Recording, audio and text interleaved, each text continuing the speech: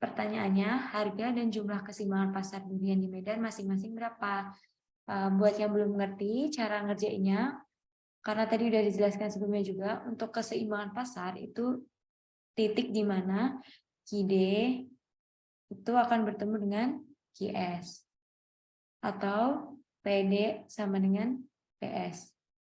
PD itu price demand, PS price supply, atau permintaan penawaran sama dengan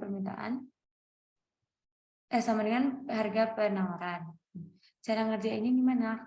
Kita tulis aja di sini yang udah diketahui di soal. Yang pertama yang diketahui di soal itu ada PD sebesar 1000 dikurangi 40 Ki. Dikurangi 40 Ki. Lalu yang diketahui lagi apa? Oh, ternyata persamaan dari penawaran. Berarti dia PS. PS sama dengan min 600 ditambah 40 Ki. 600 ditambah 40 Ki. Nah, setelah kita punya dua persamaan ini, untuk nyari harga dan kuantitas di keseimbangan pasar, itu langsung aja PD disama dengankan PS. Atau dalam kondisi di titik ini, di titik equilibrium di sini. Berarti langsung aja karena kita punya PD, ada juga PS, berarti kita sama dengankan. PD sama dengan PS. Langkah selanjutnya gimana? Kita masukkan PD-nya berapa dan juga PS-nya berapa. Nah, di sini kebetulan PD-nya ada 1000 dikurangin 40 Ki. Untuk PS-nya min 600 ditambah 40 Ki. Sampai sini ada yang mau ditanyain dulu nggak, teman-teman? Bisa chat. Belum di kolom chat belum ada. Kayaknya udah. Oke. Berarti lanjut ya. Nah, Maaf Anggun. Iya. Mungkin temponya sedikit Lebih pelan gitu ya, Pak? Iya. Oke. Karena ini udah disamakan dan Maaf Anggun, maaf. Interrupt sebentar. Kayaknya suaranya nggak terlalu keras seperti kemarin. oh iya, Oke, terima kasih. kalau segini udah kedengeran belum, Pak? Nah, sudah lebih bagus. Oke, terima kasih Kang Gun. Ya, sama-sama. Nah, karena ini sudah disamakan, ini kita akan selesaiin dengan penyelesaian matematika biasa atau digabungkan yang punya variabel sama yang nggak punya variabel. Maksudnya ini kan ada yang punya Ki, ada yang nggak punya Ki. Nah, kita gabungin yang punya Ki itu mana aja sama yang P mana aja kita gabungin. Biar lebih mudah, berarti yang angka di sebelah kiri ya, 1000. Nah, karena ini 600-nya dalam keadaan minus, kalau pindah di sisi kiri, berarti dia akan berubah menjadi positif. Berarti ditambah 600 sama dengan, ini ada 40 Ki, kita tulis dulu dari sisi kanan. Nah, di sini dari sisi sebelah kiri ada 40 Ki lagi nih. Biar kita gabungkan sama Ki yang lain, berarti dia pindah di sebelah sini. Dengan cara minusnya ini berubah jadi positif. Jadi ditambah 40 Ki. Sampai sini ada yang belum ngerti atau mau ditanyain dulu nggak, teman-teman? Oke, adik-adik, kita akan buka mic-nya. Jadi nanti semuanya bisa tanya langsung kepada Kang Gun jika ada kesulitan. Oke, sepertinya nggak ada. Kalau sudah nyatu semua gini, nyatu dalam artian Ki-nya udah dikumpulin sama Ki, P-nya yang nggak ada variabelnya juga udah dikumpulin, berarti langsung diselesaikan dengan perjumlahan atau aritmatika biasa. 1000 ditambah 600, jumlahnya 1600, disama dengankan 40 Ki ditambah 40 Ki, jumlahnya 80 Ki. Nah, ini tinggal Ki sendirian. Berarti untuk menyelesaikan Ki-nya, 1600 ini dibagi dengan 80. 1600 dibagi 80. Sehingga kita dapat Q-nya itu sebesar 20 buah. Ini Q dalam kondisi keseimbangan. Teman-teman, udah ngerti atau mau ditanyain? Oke, ada yang mau minta diulangin ya? Tulisannya kurang jelas, Kak. Oh ya, bentar. Ini kan berdasarkan dari soal ini kita udah dikasih tahu nih bahwasanya permintaan duriannya itu sebesar P sama dengan 1000 dikurangi 40 Q. Lalu ada juga di soal diberitahu bahwa penawarannya itu sebesar P sama dengan min 600 ditambah 40 Q. Dalam kondisi keseimbangan pasar untuk mencarinya itu berarti kita samakan QD sama dengan QS atau PD sama dengan PS. Itu titik di mana permintaan dan penawaran itu bertemu. Jadi, kalau sudah ada PD dan PS seperti ini, langsung saja disamakan. Nih, di sini, disamakan di sini nih. PD sama dengan PS. PD-nya berapa, Kak? PD-nya yang tadi di soal, yang ini 1000 dikurangi 40 Q. Berarti kita tulis di sebelah sini 1000 dikurangi 40 Q. Disama dengan kan PS. PS-nya itu dari soal ini dikasih tahu juga, ternyata P-nya itu min 600 ditambah 40 Q. Berarti langsung saja ditulis di sebelah kanannya. Nah, berarti kita punya persamaan dua. PD sama dengan PS, 1000 dikurangin min 40 Q sama dengan min 600 ditambah 40 Q. Karena untuk menyelesaikan ini kan nggak bisa langsung diselesaikan gitu ya teman-teman. Jadi kita harus kelompokkan dia. Ada kelompokan yang angka doang sama yang ada hurufnya gitu. Untuk yang angka ini kan ada 1000 sama min 600. Kalau ingin mengelompokkan berarti mereka harus ada di ruas yang sama atau di sisi kiri semua atau di sisi kanan semua. Dan di sini kasih contoh ada di sisi kiri semua. Jadi 1000 yang dari sisi kiri tetap ditulis di bawahnya. Nah, min 600 ini dipindah ke sebelah sini nih. Karena ini min dari sisi kanan, kalau dipindah ke sisi kiri berarti kan ditambah ya. Jadi 1000 ditambah 600. Nah, untuk Q-nya gimana, Kak? Q-nya sama. Q kita harus kelompokkan dengan sesama Q. Q-nya dari yang min 40 Q. Ini ada 40 Q nih. Berarti kita gabungkan yang Q sama Q. Di sini 40 Q tetap kita tulis. Nah, tapi di sini ada nih dari sisi kiri yang min 40 Q. Berarti untuk mengelompokkannya, kita harus pindah ruas ke sisi sebelah kanan. Nih, ada di sebelah sini. Mulainya negatif, kalau dipindah ke sisi kanan, jadi bentuknya positif. Nah, karena ini udah sama semua, yang punya variabel udah sama, dan juga yang angka doang itu udah satu kelompok, berarti kita tinggal jumlahin seperti biasa. 1000 ditambah 600, jumlahnya 1600. Lalu 40 Q ditambah 40 Q jumlahnya 80 Q. Untuk menyelesaikan ini, itu gimana sih Kak? Nah, karena kita cuma butuh Q-nya doang, berarti kita tinggal membagi kedua ruasnya dengan 80. Nah, di sisi yang sebelah sini, 80 Q, jika dibagi 80 hasilnya apa? Q kan, 80 dibagi 80 kan 1, berarti tinggal sisi Q-nya aja. Nah, sedangkan 1600 ini kalau dibagi 80 berapa, Kak? Jawabannya 20. Jadi, permintaan atau penawaran dalam kondisi seimbang atau ketika sama PD sama dengan PS itu sebesar 20 buah. Gitu. Nah, ini di sini ternyata jawabannya di soal semuanya 20 buah nih. Berarti kita tinggal mencari harganya berapa.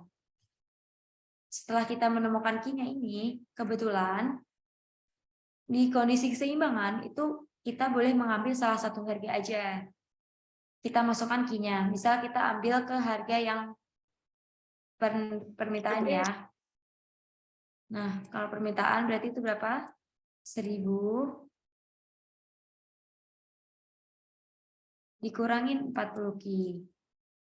Q-nya yang tadi kita udah cari berapa teman-teman? Oh, ternyata Q-nya 20. Berarti sama dengan 1000 dikurangin 40. Nah, sisi Q-nya ini diganti sama 20. Kalau udah seperti ini, berarti tinggal diselesaikan dengan cara matematika biasa. Sama dengan 1000 dikurangin 40 dikali 20 berapa teman-teman? Jawabannya 800. Jadi, ini hasilnya 200. Nah, 200 itu apa, Kak? 200 ini adalah harga dalam kondisi keseimbangan pasar. Jadi, jawabannya untuk soal kali ini, harga dan jumlah keseimbangan pasar durian Medan masing-masing adalah 200 per buah, itu untuk harganya, dan 20 buah itu untuk jumlah Q yang diminta dan juga Q yang dijual. Gitu, teman-teman. Untuk PDF latihan soalnya nanti akan di-share ya teman-teman bersama materinya. Ada di atas materinya. Oke. Ada yang mau Oke, ditanyakan Kak Anggun. lagi? Sementara satu soal dulu.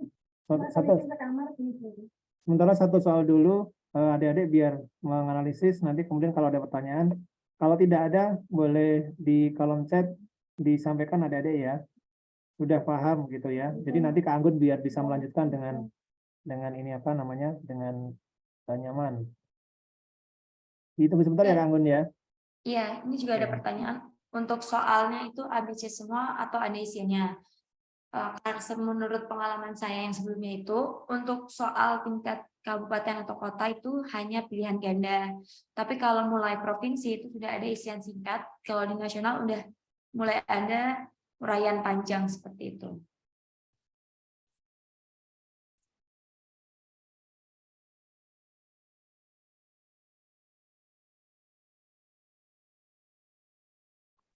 Oke, beberapa sudah paham Kak Anggun. Ini ada satu pertanyaan. ID sama dengan IS dan PD sama dengan PS. Itu apa artinya ya Kak? Jadi untuk ID sama dengan QS dan PD sama dengan PS itu artinya nih ya, dalam kondisi seimbang. Nah, maksudnya kondisi seimbang itu apa Kak? Nih di sini ada materinya. Keseimbangan permintaan dan penawaran. Maksudnya keseimbangan permintaan dan penawaran itu ketika jumlah yang diminta dan jumlah yang ditawarkan oleh produsen itu mempunyai harganya sama, maksudnya kondisinya sama. Ini ada grafiknya, contohnya seperti ini. Ini dalam kondisi QE ini, QD-nya sama dengan QS, maksudnya jumlah penawaran yang diminta, jumlah permintaan sama jumlah yang ditawarkan itu sama di harga PE. Nah, QD sama dengan QS itu kalau tidak ada kita bisa ngambil juga PD sama dengan PS. Kenapa gitu? Karena mereka di kondisi yang sama. Berarti selain Q-nya sama, berarti P-nya juga sama. Nah, QD sama dengan QS atau PD sama dengan PS itu disebut dengan kondisi keseimbangan pasar. Gitu.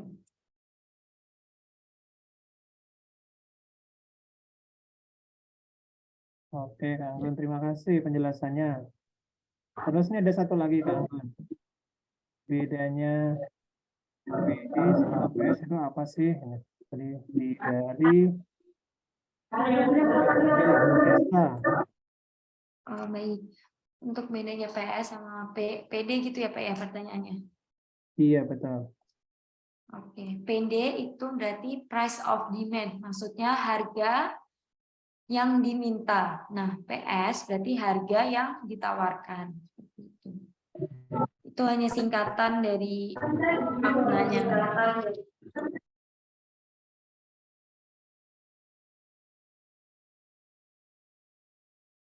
Ya, teman-teman ada yang mau ditanyakan lagi? Cara membedakan PD dan PS, untuk cara membedakannya, biasanya di soal itu langsung dikasih tahu untuk fungsi permintaannya itu apa dan juga fungsi penawarannya itu apa. Seperti di soal ini kalau ada kata-kata permintaan, berarti P yang setelah kata-kata permintaan ini berarti punyanya permintaan. Begitu juga yang penawaran seperti itu.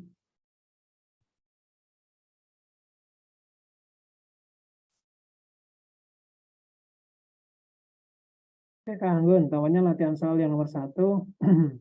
Adik-adik banyak yang sudah paham nih kayaknya. Terima kasih Kak, sudah paham, sudah paham. Oke, Kak Anggun.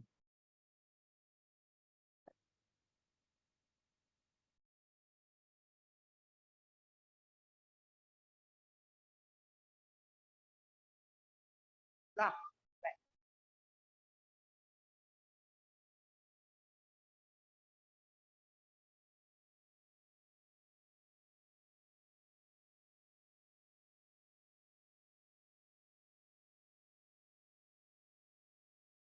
Anggun, silakan. Boleh dilanjutkan.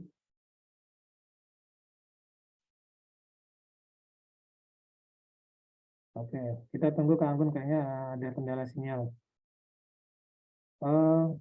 Silakan di open mic-nya dari Diah Ayu Novianti. Diah Ayu Novianti. Boleh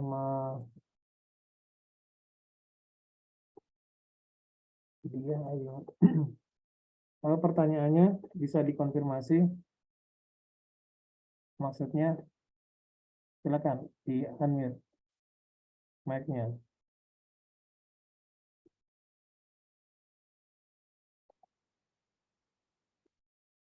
Adik Diah Ayu, pertanyaan boleh dikonfirmasi. Yang depan,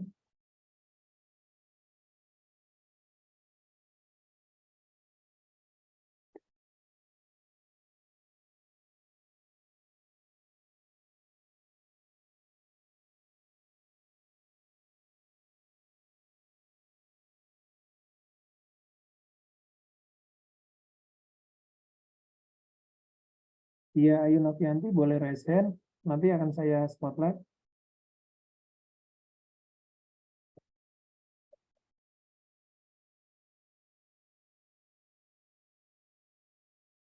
Oke, maaf. Sementara Kak Anggun terkendala sinyal. Kita masih menunggu Kak Anggun bergabung lagi ke room kita untuk bahas soal berikutnya.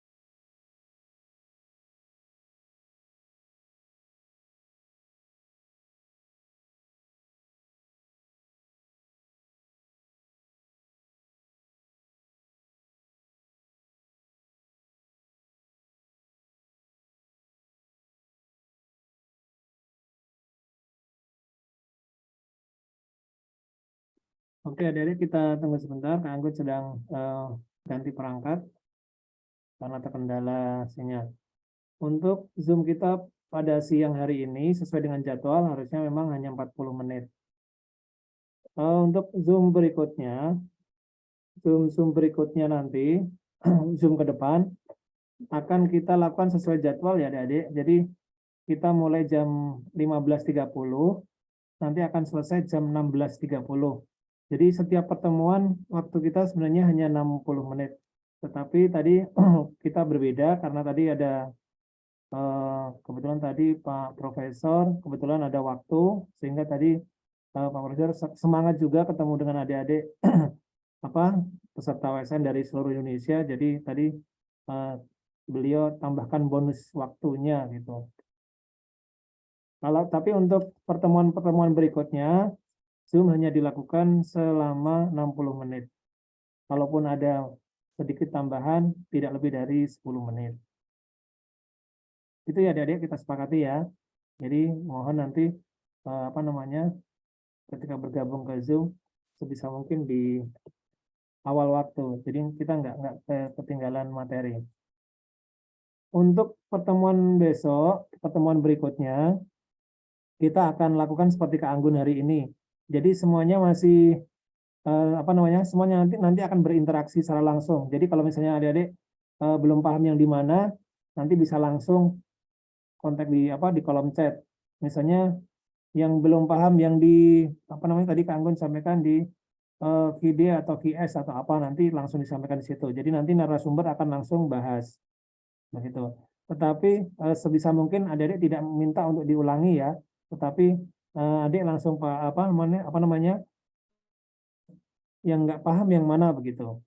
Jadi sebisa mungkin tidak mengulangi dari awal, tetapi bagian-bagian yang memang belum paham. Oke, kita masih menunggu Kak Anggun untuk ganti perangkat karena terkendala WiFi juga. Oke, ditunggu sebentar ya, Dede ya. Anggun sudah siapkan beberapa soal. Untuk pertemuan berikutnya, saya sampaikan hari Rabu, nanti akan ada pretest. Hari Rabu nanti ada pretest, waktunya juga 40 menit. Nanti adik-adik bisa ikuti. Ingat adik-adik, ini sifatnya belum kompetisi ya. Ini sifatnya hanya untuk mengukur kemampuan adik-adik di awal. Jadi nanti ikutin saja semua kegiatan. Jadi nanti di akhir kegiatan ini adik-adik akan apa namanya semakin paham berkaitan dengan soal-soal, bentuk soal, trik dan trik cara mengerjakan soalnya. Untuk hari Rabu nanti kita akan melakukan Zoom di jam 16.30, 15.30 sampai 16.30. Kemudian untuk soal yang ada di grup WA itu sifatnya hanya soal untuk latihan, jadi tidak dihitung untuk penilaian. Jadi nanti panitia tidak merekap soal-soal yang ada di grup WA. Nanti soal yang disampaikan yang dihitung oleh panitia, nah itu yang di sini. Kami sudah mendapatkan informasi untuk adik-adik yang aktif, kemudian nanti bisa menjawab soal dengan baik, nilainya bagus. Nanti kita akan berikan satu semacam merchandise gitu ya dari APEPSI untuk adik-adik, untuk peserta yang apa namanya paling banyak nilainya. Gitu. Jadi presensinya juga tolong nanti diisi. Oh ya, adik-adik untuk identitas waktu pengisian form namanya dicek ya, dicek lagi, dilihat di progres peserta apakah namanya sudah tepat, karena nanti kita akan terbitkan piagam keikutsertaan adik-adik. Jadi nanti adik-adik punya bukti bahwa adik-adik sudah mengikuti kegiatan ini minimal 75%. Jadi hadir, kemudian ada aktif di WA juga, meskipun hanya apa namanya remote begitu ya. Oke, kita sedang menunggu Kak Anggun. Oke.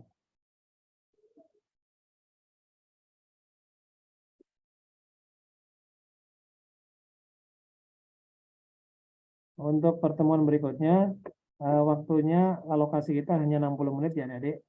Dan nanti apa namanya bentuk interaksinya dari narasumber langsung soal. Jadi nanti adik-adik bisa langsung berinteraksi secara langsung kepada narasumber.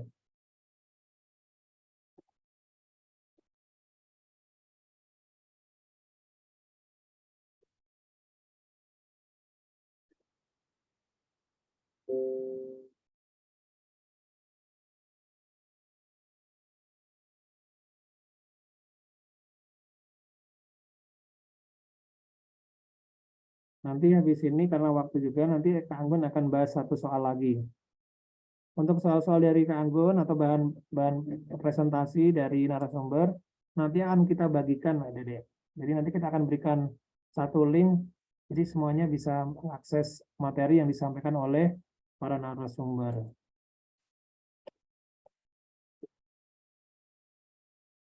Oke, Kak Anggun sudah datang. Silakan Kak Anggun. Maaf,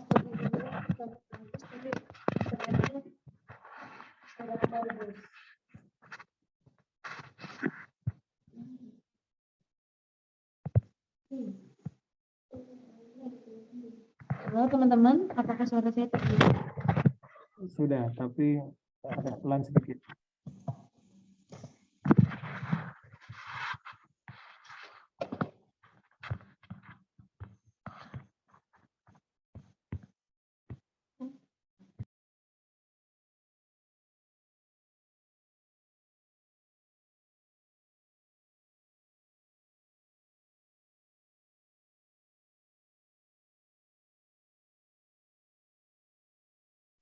Kak Anggun, silakan dimulai. Ya ini bentar Kak. Mau share screen tapi ada problem. Oke, Kalau sekarang udah sudah ya. kelihatan dan suaranya sudah terdengar lebih jelas. Lagi maaf ya teman-teman, tadi sinyalnya lagi bermasalah. Berarti ini langsung boleh dimulai ya Pak ya? Silakan Kak Anggun. Adik-adik kalau ada kesulitan nanti langsung di mana bagian mana ya? Kalau ada kesulitan.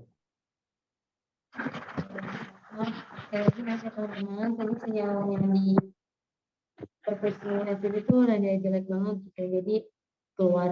Dan juga laptopnya overheat, jadi harus ganti device, jadi lebih lama. Lanjut aja ke soal yang selanjutnya, karena yang tadi udah nggak ada pertanyaan, berarti kita lanjut ke soal yang saja teman-teman.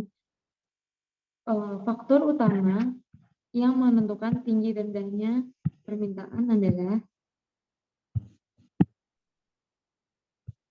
Oke, mungkin Kak Anggun, adik-adik bisa boleh diberi waktu untuk menganalisis soal atau menjawab nih. ya boleh teman-teman, kira-kira apa nih yang menentukan tinggi rendahnya permintaan? Oke, di kolom chat sudah menjawab. Oke, semuanya hampir sama nih. Nah, Mudah-mudahan ini jawaban yang benar. oke. Teman-teman udah pada jawab nih ya, jawabannya harga. Kebanyakan pada jawab harga. Benar ya teman-teman, untuk faktor utama yang menentukan tinggi rendahnya permintaan itu harga barang itu sendiri. Kenapa harga barang itu sendiri? Karena kalau kita lihat dari kurvanya juga, nih dari kurvanya juga nih, Q itu dipengaruhi oleh price. Jadi memang benar faktor yang mempengaruhi demand yaitu harga itu sendiri. Kita bahas ke soal selanjutnya ya teman-teman. Sebelumnya ada yang mau ditanyain dulu nggak? Oke, sekarang Kak Anggun buka sesi tanya jawab. Adik-adik silakan terus di kolom chat. Ada pertanyaan tentang ini. Kayaknya sih udah benar semua ya Kak Anggun. Oke, karena udah benar semua, berarti kita lanjut aja ya ke materi selanjutnya. Kak Anggun, ini ada pertanyaan sedikit. Oh iya, Barang gimana, Pak? substitusi. Oh, barang substitusi. Nah, barang substitusi itu berarti barang pengganti. Maksudnya pengganti adalah ketika harga satu barang, misalnya harga teh itu naik gitu, maka nanti permintaan terhadap kopi itu malah naik juga. Kenapa? Karena kopi itu adalah barang substitusi atau barang pengganti dari teh. Jadi kalau misalnya harga tehnya itu naik, malah orang beli ke kopi karena kopi bisa menggantikan manfaat dari teh. Gitu. Itu maksud dari harga substitusi, barang substitusi. Nah, satunya lagi ada namanya barang komplementer. Nah, kalau barang komplementer itu berarti dia barang pelengkap. Maksudnya dari dua barang itu tidak bisa dipisahkan manfaatnya. Contohnya pena sama kertas. Kalau misalnya kita punya kertas tapi kita nggak punya pena, kan sama saja yang nggak bisa digunakan itu kertas. Makanya itu pena dan kertas itu merupakan barang komplementer atau barang pelengkap. Seperti itu. Sekarang kita lanjut ke soal yang ketiga ya teman-teman. Kak Anggun, ada konfirmasi lagi. Pertanyaan Oh dari ya, Hafiz Hanan. Harga objektif itu apakah sama dengan harga pasar? untuk harga objektif itu sama juga dengan harga pasar. Kenapa sama? Ya, harga objektif, bisa dilihat dari katanya juga ya, objektif berarti harga yang mampu untuk dibeli atau ditawarkan dari kedua belah pihak gitu. Jadi harga objektif itu sama dengan harga pasar, nama lainnya aja. Oke, ini ternyata udah ada yang jawab pertanyaan selanjutnya nih ya. Berarti udah pinter-pinter nih. Pergeseran titik-titik di sepanjang kurva penawaran menunjukkan adanya perubahan. Nah, jawabannya teman-teman yang belum jawab boleh dijawab dulu nih.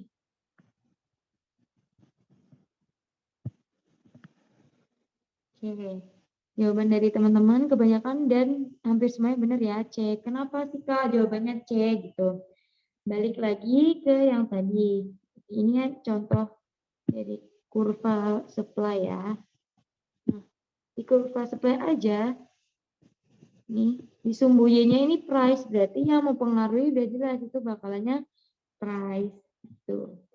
Terus kira-kira kalian ada yang mau nanya nggak untuk biaya produksi ini kira-kira dia bakal berubah sepanjang kurvanya atau gimana Kak gitu.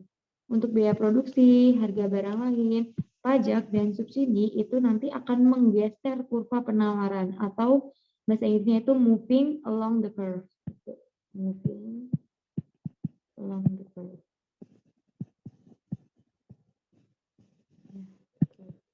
Jadi nanti kurvanya itu baik kurva penawaran atau permintaan dia akan bergeser ke kanan maupun ke kiri. Faktornya apa saja? Nah, salah satunya ada di biaya produksi, harga barang lain, pajak, dan subsidi. Untuk perpindahan atau pergeseran kurva itu, pokoknya faktor lain selain harga barang yang bersangkutan. Kalau harga barang yang bersangkutan itu hanya merubah di titik-titik pertama, gitu, di titik-titik kurva yang pertama. Sampai sini udah paham atau mau ada yang ditanya lagi teman-teman?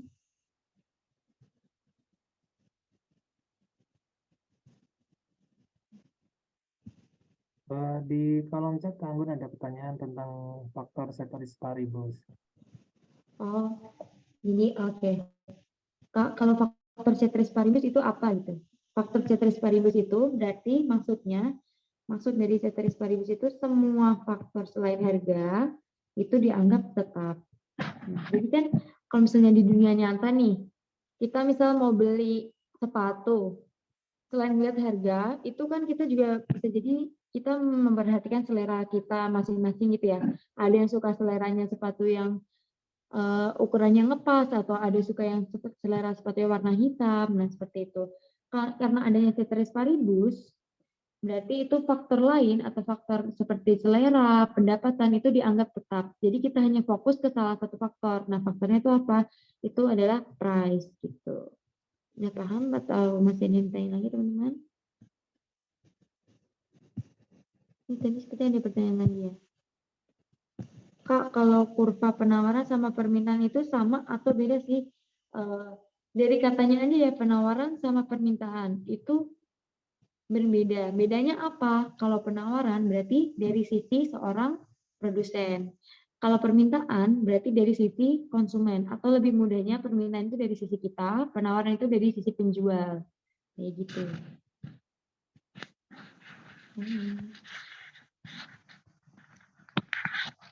Ini udah tidak ada yang mau ditanyakan lagi ya teman-teman. Kita akan lanjut ke soal yang selanjutnya. Nah, ini tadinya sudah saya jelaskan sebelumnya. Saya bedakan soalnya ya. Tinta merupakan barang pelengkap untuk pena. Apabila harga tinta naik nih, maka permintaan terhadap pena itu gimana? Kan harganya naik nih. Permintaannya kira-kira gimana nih? Tinta sama pena itu merupakan barang pelengkap. Nah, harga tintanya itu naik. Berarti permintaan pena gimana? Oke, bisa dijawab di kolom chat ya teman-teman, sambil kita bahas. Kalau yang ini kayaknya ada variasi Kang Anggun. Ada yang jawab B, ada yang jawab D. Iya Meskipun nih. kebanyakan jawab A. Oke. Oke, ada yang B, ada yang A gitu ya. Bagus kalau bervariasi.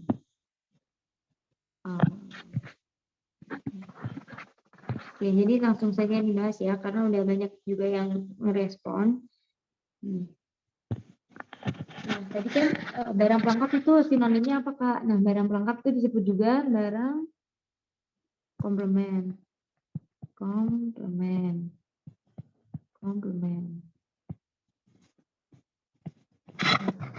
Kalau barang komplement itu berarti dua hal ini tuh nggak bisa dipisahkan. Harus saling berkaitan, maksudnya harus bersama-sama gitu ya. Nah, kalau misalnya price dari tinta, P dari tintanya itu naik, ini PT itu berarti price tinta ya. Price tinta naik, berarti kita lihat dulu nih, kira-kira permintaan dari tintanya bakal naik atau turun? Kalau harga dari tintanya itu naik atau turun kira-kira? Turun ya, bakal turun. Kenapa turun, Kak? Karena ini menganut hukum permintaan atau ya ini menganut hukum permintaan dengan asumsi ceteris paribus gitu ya. Ceteris paribus. Nah, ceteris paribus. Nah, kalau misalnya nih kita nggak jadi beli tinta, apa iya kita mau beli pena? Enggak kan? Karena tintanya tuh mahal nih. Isi dari pena itu kan tinta. Nah, tintanya tuh mahal. Kira-kira kita mau beli pena enggak? Enggak kan? Kita mungkin beralih ke barang lain. Contohnya misal kita beralih ke pensil. Gitu. Berarti kalau misalnya price tintanya naik dan permintaan terhadap tintanya itu turun, berarti permintaan terhadap pena itu udah pasti turun juga. Gitu. Jawabannya yang benar adalah D. Banyak yang salah, Kak Anggun.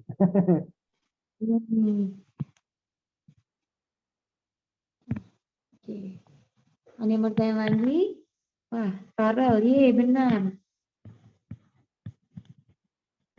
Oke, ini ternyata dia nanya nih, bunyi hukum permintaan tadi apa, Kak? Jadi, bunyi hukum permintaan itu ketika harga suatu barang itu naik, maka permintaan terhadap barang tersebut itu akan turun dengan asumsi ceteris paribus. Seperti itu. Oke. Oh iya, kurang teliti membaca soal, nggak apa-apa. Ini kan masih belajar ya teman-teman. Jadi kalian harus melihat kata kunci di setiap soalnya ya. Kalau misalnya soal itu bilang barang pelengkap, berarti kalian langsung connect. Oh, kalau pelengkap itu mereka dua hal yang tidak bisa dipisahkan. Oke. Oke, karena udah pada bilang, oke.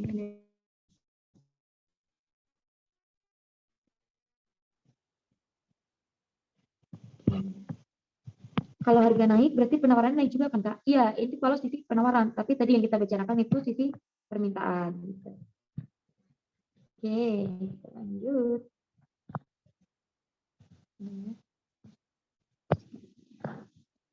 Nah, ini teman-teman, kita lanjut ke salah satunya. Bila fungsi permintaannya itu Q sama dengan 40 min 2P dan harganya itu Rp10, berarti jumlah barang yang diminta kira-kira berapa nih? Boleh tulis di kolom chat, kira-kira berapa ya jumlahnya? Zainuba A, Narayan A 20, Esther A. Yang lain boleh bantu jawab ya teman-teman. Kalau misalnya salah, nanti kita akan bahas bersama kok.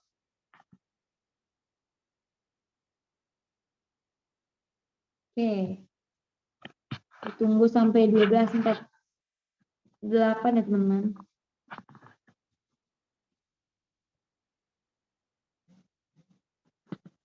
Oke.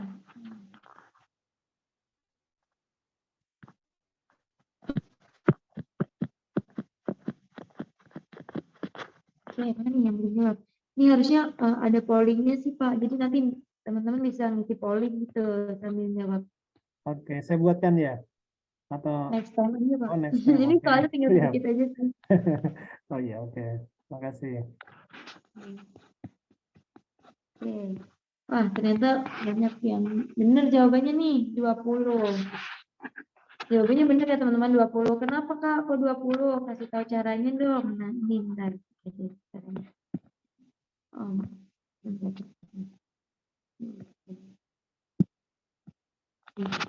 Karena di soal dikasih tahu nih fungsi permintaannya KID. KID sama dengan 40 min 2P. Ditambah lagi nih, P-nya udah dikasih tahu juga sama soal. P-nya 10. Berarti langsung aja diganti. KID 40 min 2, P-nya diganti 10. Berarti 40 dikurangin 2 kali 10, 20. Jadi jawabannya 40 dikurangin 20, jawabannya 20. Ini benar ya teman-teman yang sudah menjawab. Sambil mantau soal chat, ada yang mau ditanyain lagi dulu kan teman-teman?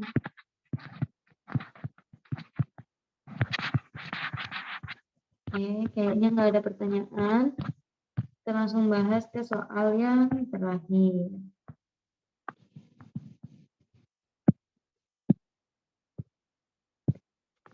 Saat harga Rp100, Anggun, jumlah mohon, ya. maaf, interrupt dulu. Ada dari Aira, dikonfirmasi dulu yang P itu. P itu maksudnya harga ya, Kak? Oh iya, P itu maksudnya harga, Kak. Iya benar, P itu harga. Dari bahasa Inggris, price. Nah, diambil aja tuh P-nya gitu. Untuk mempermudah dalam pengerjaan soal. Berarti kalau P itu price, Q apa dong, Kak? Q itu berarti quantity atau jumlah. Baik dari jumlah yang diminta atau jumlah yang ditawarkan, itu simbolnya sama-sama Q. Oke. Ya, terima kasih Kak Anggun. Sama-sama.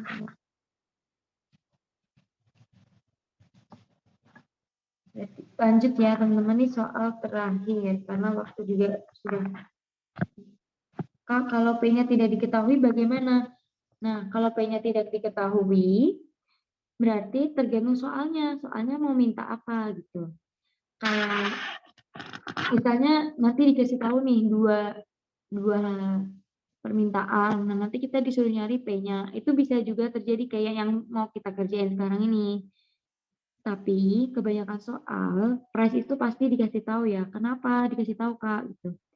Karena P itu faktor utama dari kuantitas gitu. Jadi nggak mungkin P-nya itu nggak dikasih tahu. Jadi, kalau misalnya P nggak dikasih tahu, berarti kita nggak bakal tahu permintaan yang jumlah permintaannya berapa sama jumlah penawarannya berapa. Jadi kemungkinan besar di soal itu P itu pasti akan selalu ada. Seperti itu. Ini mau ditanyakan lagi teman-teman. Cara cari P. Ya tadi ya teman-teman, untuk P itu biasanya udah ada di soal. Kalau misalnya belum ada di soal, berarti dilihat dari Q-nya. Atau dilihat dari grafiknya. Nih ada contoh grafiknya. Saya kasih lihat dulu. Nah, nih. Misalnya nih, harga, ya di sini sebentar ya teman-teman. Misalnya nih harganya nggak dikasih tahu nih, sama soal nggak ada nih. Tapi misalnya dikasih tahu berapa harga dari jumlah yang ditawarkan sebesar 50. Nah, atau sebesar 10 nih. Kalau misalnya jumlah yang ditawarkan 10, berarti P-nya berapa? 4.000. Langsung dilihat dari grafiknya. Kalau misalnya di soal itu nggak dikasih tahu P-nya berapa. Misalnya tanya lagi, jika jumlah yang ditawarkan sebesar 20, berapa harganya? Nah, ternyata harganya 6.000. Kalau lihat dari grafik seperti itu. Ada banyak cara untuk mencari price atau harga, tetapi semua itu disesuaikan dari soal yang diberikan. Oke, ada lagi yang mau ditanyakan teman-teman?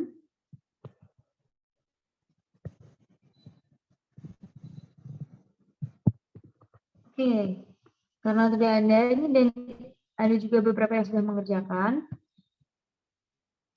kita baca dulu soalnya ya.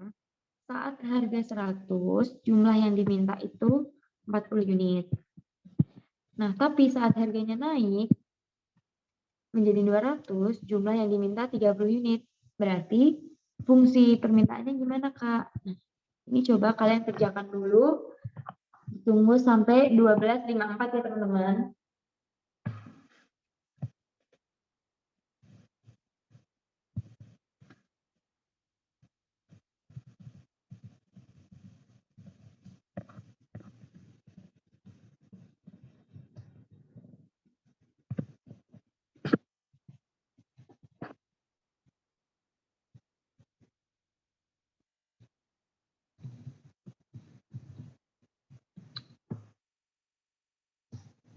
Oke. Berarti Banyak langsung yang B ya? kebanyakan B, tapi apakah Kayaknya benar salah B? ya. Kita lihat bersama. Kayaknya bukan B nih jawabnya. Iya. Oke. Nadia D itu langsung muncul di Kayaknya ini bakal banyak yang terkecoh sih, Pak, sepertinya. Oke, kita bahas aja di sini. Di halaman selanjutnya. Berdasarkan soal tadi, kita tulis dulu apa yang dikasih tahu soal. Dari soal dikasih tahu Q sama P. Q sama P. Kalau price-nya 100, jumlah yang diminta 40. Ini berdasarkan soal yang tadi ya teman-teman. Kalau price-nya 200, jumlah yang diminta itu 30. Gimana cari fungsi permintaan? Fungsi permintaan gitu ya. Permintaan. Caranya pakai pena warna. Fungsi permintaan itu berarti rumusnya kayak mencari fungsi biasa. Ini kan ada 2 titik ya teman-teman kalau di matematika. Berarti kita pakai cari rumus fungsi biasa yaitu P min P1 dibagi P2 min P1 sama dengan Q dikurangin Q1 per Q2 kurangin Q1. Sampai sini ada yang mau ditanyain dulu nggak teman-teman? Kenapa rumusnya ini gitu? Ya, karena memang rumusnya ini untuk mencari fungsi dari 2 titik yang diberikan. Oke, kayaknya nggak ada yang mau ditanyain. Lanjut aja. Kita masukin P-nya. Oh, ternyata P-nya nggak dikasih tahu. Berarti tetap P. P1-nya berapa, Kak? P1-nya yang ini ya, teman-teman. Ini yang 1. Berarti 100. Dibagi P2-nya berapa? 200. Dikurangin 100. Sama dengan Q-nya di sini nggak dikasih tahu juga ya teman-teman. Berarti kita tulis aja tetap Q. Dikurangin 40. Q1-nya ini. Kemudian dibagi 30 dikurangin 40. Nah, di sini nih. Kebanyakan teman-teman tuh biasanya salah. Nggak boleh kebalik ya teman-teman. Kalau P2-nya tadi 200, berarti Q2-nya juga harus tetap 30. Nggak boleh pakai 40. Karena 40 ini punyanya P1 gitu. Berarti Q2-nya berapa? 30 dikurangin 40. Kita selesaikan berarti P dikurangi 1 tetap aja P min 100 dibagi 200 dikurangi 100 itu jumlahnya 100. Sama dengan Q dibagi 40, dikurangi 40. Dibagi 30 dikurangi min 40 berarti min 10. Oke. Sampai sini dulu ada yang mau ditanyain nggak? Kalau nggak ada, ketik 1. Berarti kita lanjut.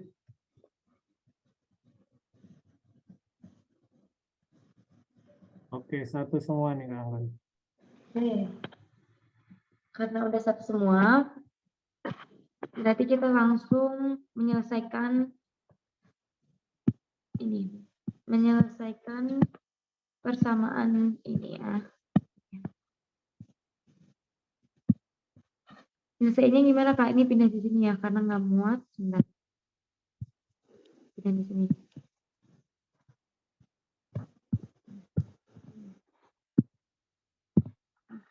Berarti ini kita bisa kali silang ya teman-teman. Min 10. Ini untuk menyelesaikan persamaan seperti ini, kalian bisa langsung kalikan silang. Ini dasar matematika, dikali silang. Berarti min 10 dikalikan P min 100 sama dengan 100 dikali Q min 40. Untuk menyelesaikannya ini gimana Kak? Bingung banget Kak. Nah, cara ini dikali pelangi. Ini juga dikali pelangi. Min 10 dikali P berarti min 10P. Min 10 dikali min 100 berarti plus 1000.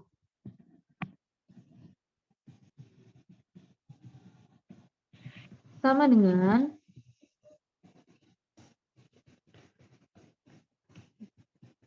100 dikali Q berarti 100 Q dikurangin 100 dikali min 40 berarti 4000. Sama kayak yang tadi, karena ini ada yang sama, maksudnya ada yang nggak punya variabel, berarti kita kelompokkan jadi satu gitu ya teman-teman. Berarti min 10P sama dengan, ini Q-nya tetap di sisi kanan nggak apa-apa, 100 Q, min 4000. Nah, ini 1000 pindah ke kanan, berarti dia jadi minus ya teman-teman, berarti min 1000. Nah, jawaban akhirnya, karena ini nggak muat di atas ya, jadi min 10P sama dengan 100 Q. Ini ada yang, maaf teman-teman, ini ada yang menghapus ya tadi ya. Oke. 100 Q dikurangin 4000 dikurangin 1000 berapa teman-teman? Min 5000 ini. Kita lihat di pilihan soalnya. Nah, jawabannya itu ada di ini. Jawabannya ada yang di D ya, teman-teman. Jadi, jawaban yang benar adalah D. Gitu. Sampai sini ada yang mau dikat. Jadi, tadi yang jawab B, udah tahu lah ya, salahnya di mana, tempat salahnya di mana gitu ya.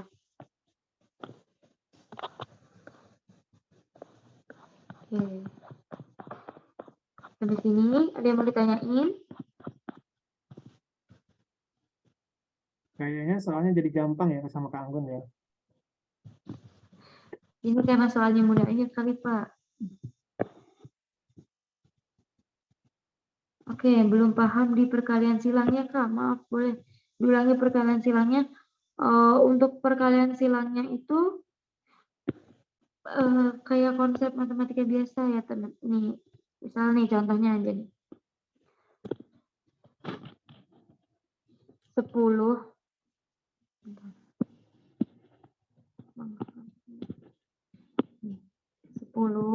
dibagi Q sama dengan, ini contoh ya teman-teman, 5 dibagi P.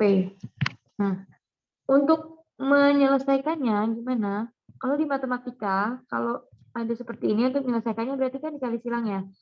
P-nya dikali Q, P-nya dikali 10, Q-nya dikali 5. Berarti 10 dikali P sama dengan 5 dikali Q. Ini untuk cara menyelesaikan perkalian silangnya.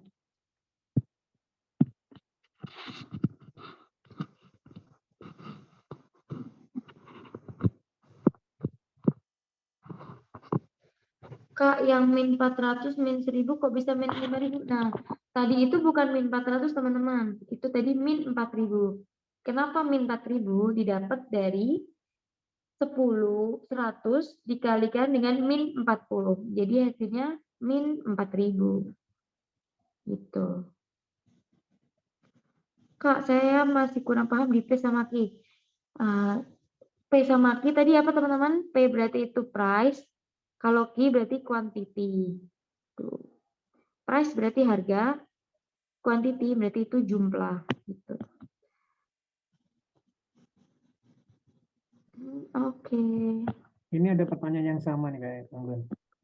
Kak, gimana cara ngitungnya biar nggak kebalik-balik, sama satu lagi tadi mana tadi? Cara tahu ditambah atau dikurang gimana tadi? Oh, Kayaknya iya, pindah kanan kiri tadi kayaknya ya. oh ya, sebentar Pak. Untuk cara yang tadi ini, sepertinya tadi ada yang menghapus ya teman-teman. Jadi nanti caranya dikirim aja langsung sama PDF materinya ya, biar nggak diulang lagi. Nih tadi cara biar nggak kebalik. Nah, tips buat biar nggak kebalik itu, kalian tetap tulis aja kalau minus tetap ditulis minus, atau biar lebih mudah, biasanya penulisan minus itu ditaruh di dalam kurung seperti itu.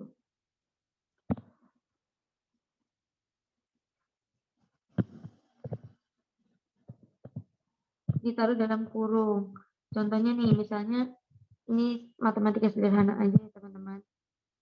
Misalnya 100 dikali 100P ditambah 500 sama dengan min 20Q. Nah, untuk cara biar nggak bingungnya gimana, Kak? Nah, nih. Kalau misalnya Q-nya dari sisi Q, pengen pindah di sisi kiri, berarti dari yang awalnya negatif, berarti dia jadinya positif. Jadi gini, 500 ditambah 200 Q sama dengan 0. Nah, begitu juga sebaliknya. Kalau misalnya P-nya yang pengen dipindah di sisi kanan, berarti ini kan P-nya positif nih. Kalau nggak ada tandanya berarti dia positif ya. Kalau pengen dipindah ke sisi kanan, berarti dia jadinya negatif. 500 sama dengan min 20 Q, min lagi 100 P gitu. Kan kayaknya tadi nanya, Kak, kalau soalnya disuruh nyari fungsi penawaran bagaimana, Kak? Sama saja. Rumusnya, baik itu fungsi penawaran ataupun fungsi permintaan, itu rumusnya sama-sama seperti ini. P min P1 per P2 min P1 sama dengan Q min Q1 per Q2 min Q1. Baik penawaran maupun permintaan itu sama aja. Yang jadi salah itu biasanya teman-teman tuh salah masukin kalau misalnya ngambil dari P1, berarti Q-nya juga harus Q1. Kalau misalnya P2, berarti teman-teman juga harus ngambil Q-nya Q2, nggak boleh Q1 gitu.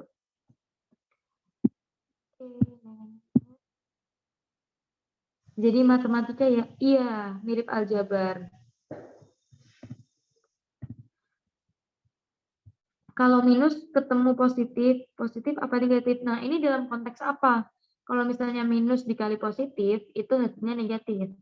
Tetapi kalau dia dalam konteks perjumlahan atau pengurangan, itu tergantung angkanya, besar yang mana. Kalau besar yang minus, berarti nanti hasilnya minus. Tapi kalau besar yang positif, berarti besar yang positif. Gitu. Oh, untuk selesainya ini udah selesai kok teman-teman. Pembahasan soalnya sudah habis. Untuk kalian udah habis. Nah, ini ada pertanyaan bagus ya teman-teman. Apa ada perbedaan menentukan kalau hasilnya min plus membedakan arah kurva? Iya. Kenapa bisa gitu? Itu nanti berhubungan arah dengan gradien. Gitu. Kalau misalnya P sama dengan min 2Q plus 5, ini kan hubungan antara P dan Q-nya itu negatif ya. Kalau negatif, berarti itu nanti kurvanya dia akan turun ke bawah. Nah, sesuaikan sama konsep permintaan penawaran yang tadi. Nah, begitu juga kalau penawaran itu, berarti P sama dengan 2Q ditambah 5. Karena ini hubungannya sama-sama positif, berarti nanti kurvanya menaik. Seperti itu. Makanya perlu hati-hati, baik di positif atau negatif, karena itu beda antara penawaran dan juga permintaan.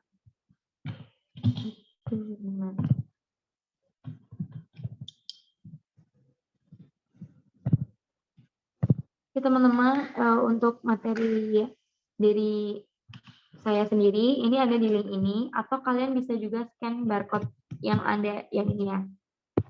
Scan barcode yang ini. Ini ada juga materi tambahan sedikit tentang hari ini, jadi kalian bisa baca-baca.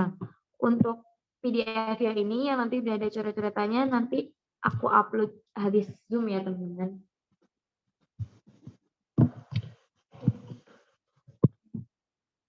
Bisa di screenshot juga kalau misalnya, atau nanti bakal di-share di grup.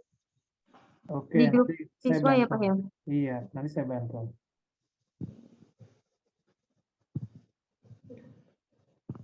Gimana Kak Anggun? Udah semua? Udah Pak, kebetulan sudah selesai materi hari ini. Oke. Kayaknya kalau sama Kak Anggun soal hitung susah jadi gampang ya. Dan ini kayaknya adik-adik sebenarnya saya yakin masih banyak penasarannya nih kayaknya. Maunya pertanyaan terus kalau nggak ditutup nanti juga nggak selesai nih adik-adik. Ya, Baik, adik-adik, terima kasih banyak Kak Anggun. Oke, mudah-mudahan baru sedikit yang bisa disampaikan Kak Anggun karena waktunya nih. Oke Kak Anggun, mungkin closing statement buat adik-adik. Closing statementnya, semangat terus belajarnya walaupun susah tetap harus dipelajari karena itu bisa jadi keluar untuk ujian kalian yang udah mau deket ini gitu. Semoga ilmunya juga bermanfaat dan bisa membantu seleksi kalian sampai ke tingkat nanti. Terima kasih teman-teman. Oke, makasih banyak Kak Anggun. Berikan reaction clap-nya dong. Tepuk tangan buat Kak Anggun.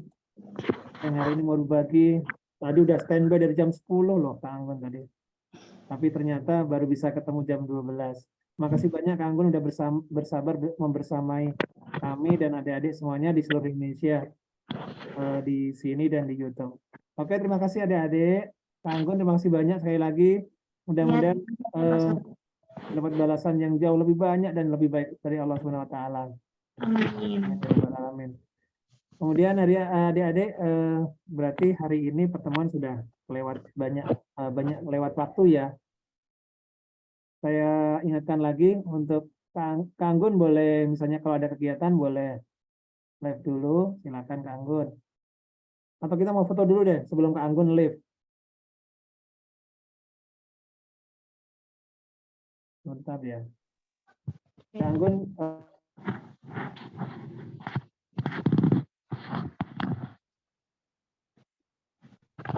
Anggun boleh, adik-adik semuanya boleh apa namanya buka kameranya mau dokumen hari ini.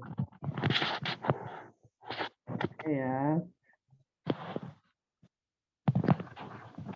1, 2, 3. Oke. Di halaman kedua. Oh kan banyak sekali. Hari ini. Oh. Ya.